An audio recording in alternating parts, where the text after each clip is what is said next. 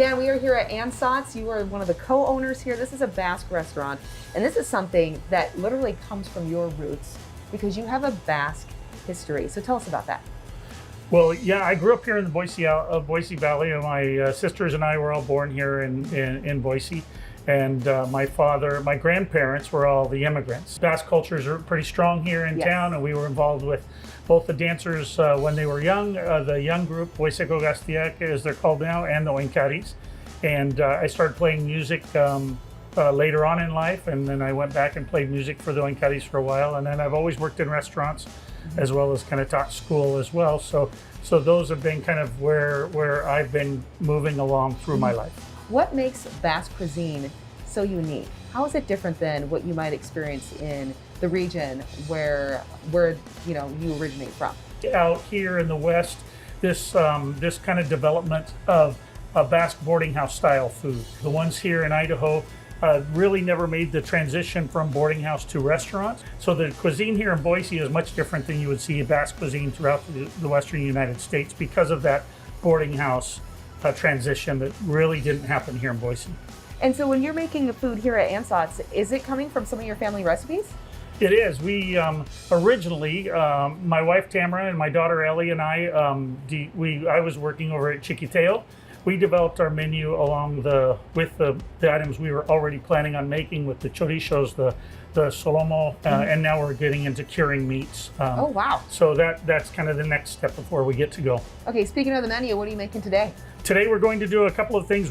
We are going to do the belt, which really is just bringing that idea of the basted egg to a BLT. We're using the bacon that we do here at Ansots, which is really more of a pork belly since there's no smoking involved.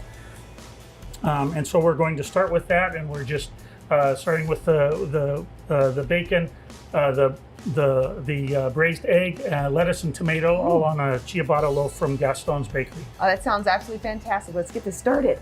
Okay, so we're going to start off with our pork belly. We're just going to put that on the griddle there. Before I get to the egg, we're going to take our bread. We're just going to toast the bottom side, and then the top half we're going to brush with some extra virgin olive oil. And we're just going to put that on the griddle as well. The next thing we're going to do is we're going to braise our egg. So we're taking our egg,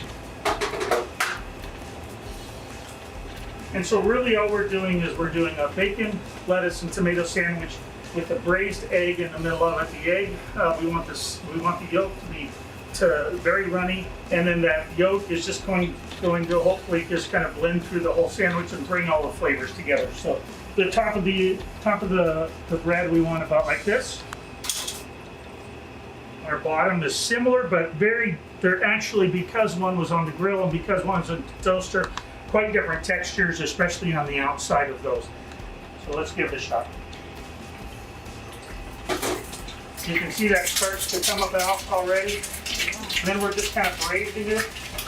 We're just adding that hot oil to the top. Once you're comfortable, you can just kind of move it along gently like that. That's it. We'll let that drain just a tiny bit. Oh, wow. Here's our braised egg. Now we can go with an aioli that we make here in-house. This is a garlic and lemon aioli that Ellie does. We've got our bacon. Now we've got our egg. We want to put the yolk of the egg right where we're going to cut through it so we can kind of see that. We have some nice butter lettuce that we're going to use here. And then we've got a tomato.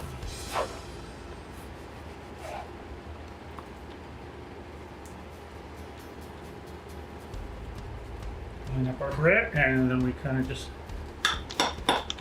see the egg yolk begins to come out, and it just kind of blends all of the flavors of the sandwich together. Hopefully we have the right textures.